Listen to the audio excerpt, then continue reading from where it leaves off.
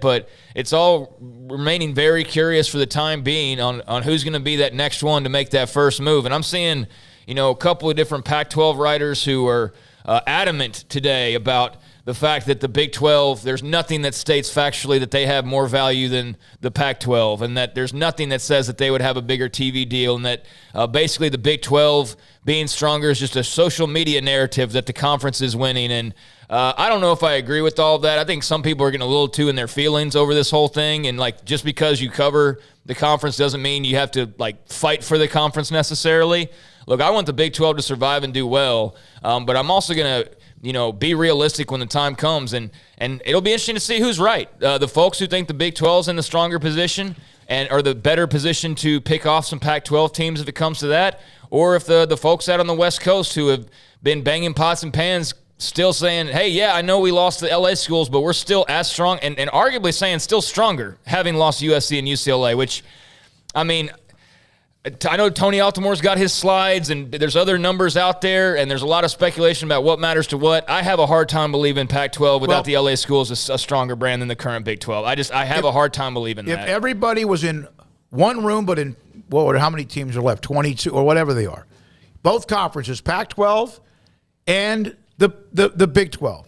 And everybody had to put a note that they wanted to leave their conference for the other one. And they had the right, yes or no.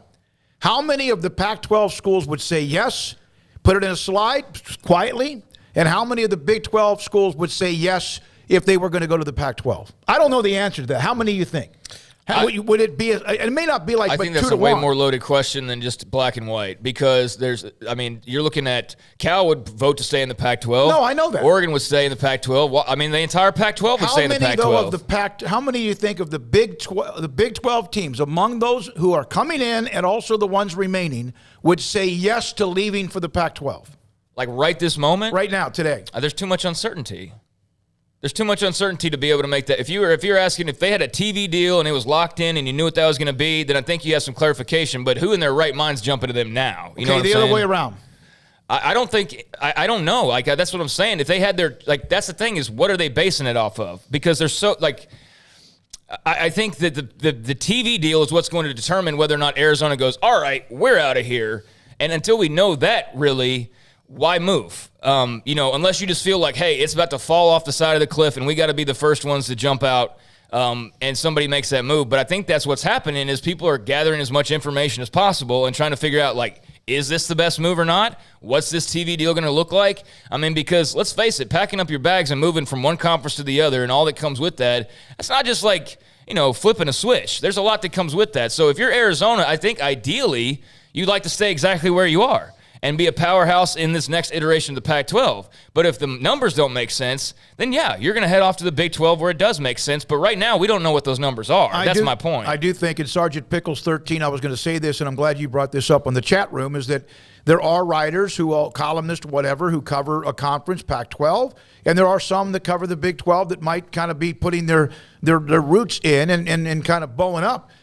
Listen, we want the Big 12 to survive, but we damn sure over the last 24 months have discussed, the last 12 months for sure, have discussed their warts and their hickeys.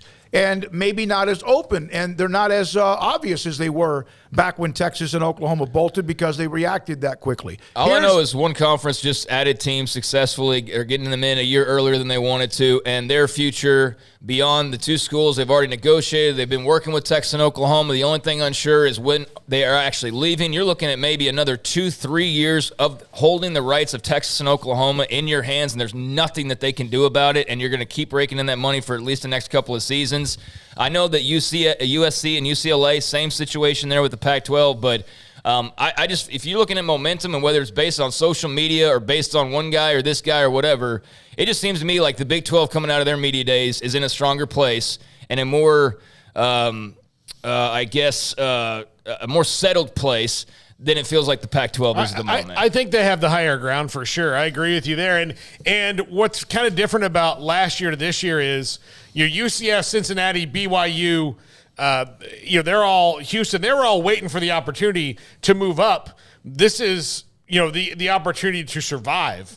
It's a little bit different. So it's not the Pac-12, the Big 12, we can mince words, but you're still moving from a Power 5 to a Power 5. So you're making what at least a month ago in your mind would have been a lateral move. Yeah. And that's just to keep your head above water in the new iteration of college football. So it's a little bit of a different thing because, when 2 schools leave and you decide to add 4, and there's 4 schools out there that have grown to a point where they're certainly capable of being Power 5 schools, and you could just call them up and they'll say yes. That's a little bit of a different scenario than what the Pac-12 is dealing with right now. Our web is a great